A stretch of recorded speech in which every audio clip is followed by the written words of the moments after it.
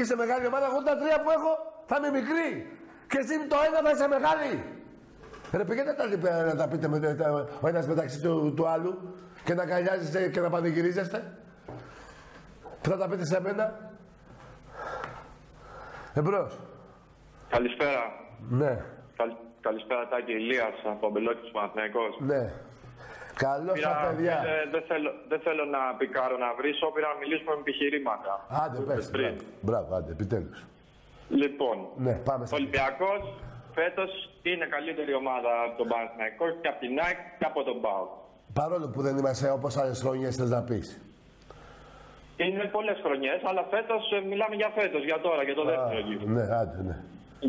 Στον πρώτο γύρο ήταν πολύ δυνατός. Μας νίκησε όλα τα ντέρμπι εύκολα. Αλλά στο δεύτερο γύρο δεν ήταν πολύ κακός. Διαφωνείς σε αυτό? Όχι, συμφωνώ απόλυτα σε αυτό. Συμφωνώ. Δεν είσαι. Ανέβηκε, εγώ πιστεύω ότι στο δεύτερο γύρο πάω και παρόλο που Ποιος πάω? Κάτσε ρε αγόρι μου, ποιος πάω? Κέρκυρα πάω. Κάτσε ρε αγόρι μου, να μιλήσουμε δεν θες? Ναι, πες μου. Κέρκυρα πάω 0-5 και Βέρεια Κέρκυρα 4-0. Και είναι μεγάλη ομάδα ο ΠΑΟΚ. Μα τι λες τώρα? Με ποιο παίχτη? Από τον Ιανουάριο και μετά, άμα έχει παίξει καλό ποδόσφαιρο. Άκουρε αγόρι μου, το πρωτάθλημα αρχίζει το τέλος Αυγούστου και τελειώνει τον Μάιο. Δεν θα μου γίνετε πρωταθλητές ο ένας τη μια εβδομάδα, ο άλλος τον ένα μήνα, ο άλλος τον 1,5 μήνα. Όταν τελειώνει το πρωτάθλημα θα μου τα λέτε. Λοιπόν, άκου. Δέχομαι ότι ο Ολυμπιακός δεν πήγε καλά μετά τα Χριστούγεννα και μετά. Λόγω μπέντου. Εγώ επιμένω ότι είναι λόγω μπέντου. Αλλά όχι ότι ο Ολυμπιακός δεν είναι καλύτερος από τους άλλους τρεις. Δεν ξέρω άμα ήταν λόγω μπέντου. Εγώ πιστεύω ότι απλά οι άλλοι πήρανε 2 παίχτες εκεί. Ο Ολυμπιακός πούλησε τους καλύτερους του παίχτες. Κάτσε.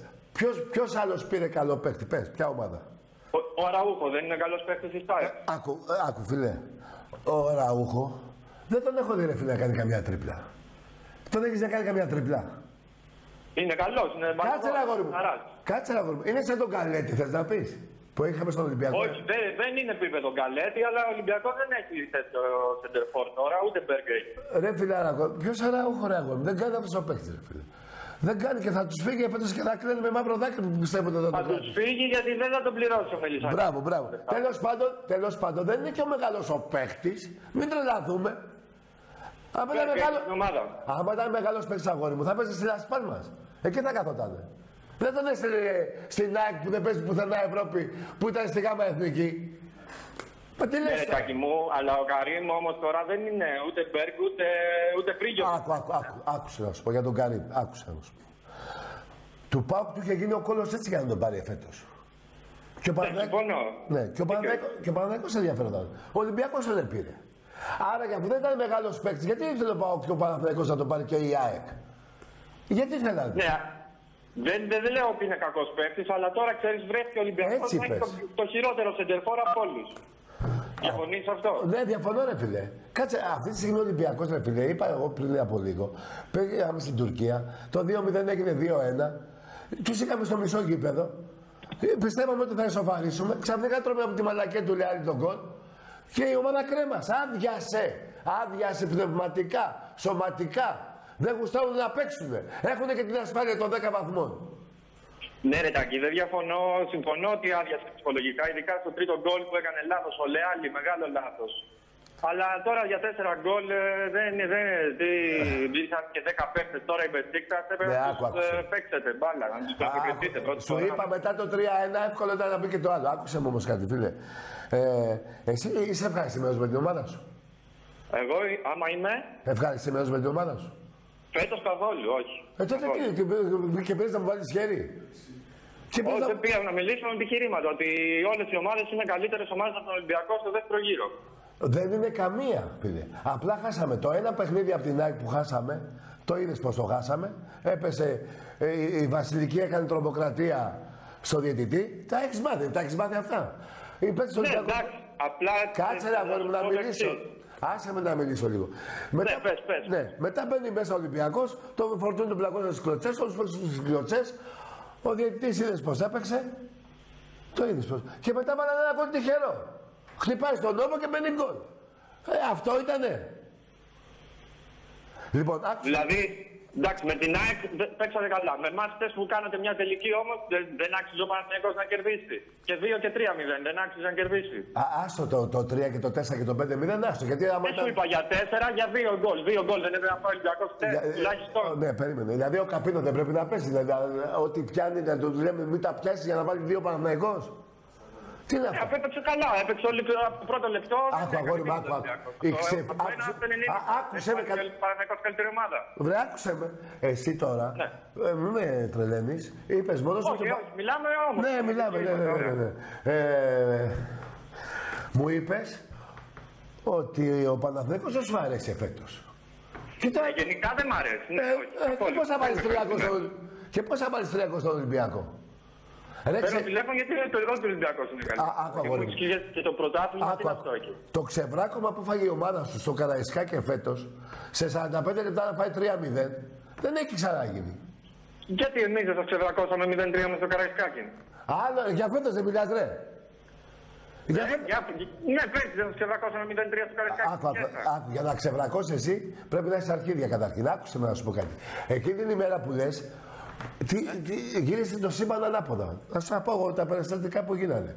Πρώτα ο Μπεν, πώς το λέγανε τον παίκτη που είχαμε,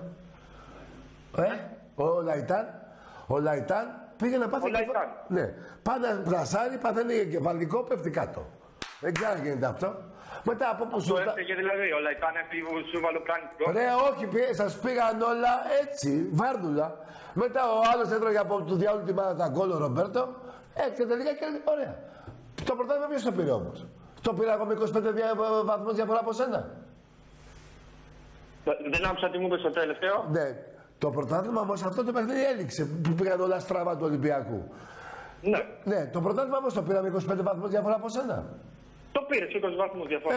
Τότε τι μου λες, θυμάσαι εσύ το 3-0 που γύρισε ο κόσμος ανάποδα, ο ένας πήγε να πεθάνει, ο άλλος έτρωγε τα γκολ από του διάολου τη μάνα και χαίρεσε γι' αυτό. Ρε παιδί μου, σαν τέρπι αυτά τα μεγάλα, θα νικήσει μια φορά ο Ολυμπιακός 3-0, θα νικήσουμε και εμείς μια φορά, γι' αυτά και. Ναι, άκου, η ιστορία λέει. Περίμενε, ναι, καλά, εσύ κατά τη γνώμη σου θα κερδίσεις μια φορά εσύ 3-0 και μια φορά εγώ 3. Η ιστορία λέει άλλα εδώ. Ολυμπιακός. Να κάνουμε μάθημα ιστορία. Πάμε. Ολυμπιακός 79 νίκες, εσύ 49. Πώς γίνεται μία εγώ, μία εσύ. Πώς το βγάζεις αυτό το συμπέρασμα. Πόσες έχω εγώ. 49 και μία χτες 50. Και εγώ 79. Εντάξει, εντάξει, αφού είσαστε καλύτερη ομάδα. Όχι, άντε ντε. Πες το Χρυσόστομε. Αλλά ξέρεις τι θέλω να μου πεις τώρα. Αφού είσαστε καλύτερη ομάδα, πώς είστε στην Ευρώπη και γίνεστε περίγελος κάθε φορά. Άκου να σου πω και για αυτό. Θα ξεβρακώνουν όλοι. Περίμενε, μην βιάζεσαι, μην χαλάς το στόμα σου. Περίμενε. Ο Ολυμπιακός, φίλε μου, είναι 25ος στην Ευρώπη. Άκουσε. Σε ποια λίστα. Τι είπες, σε ποια λίστα. Τι έβρισε.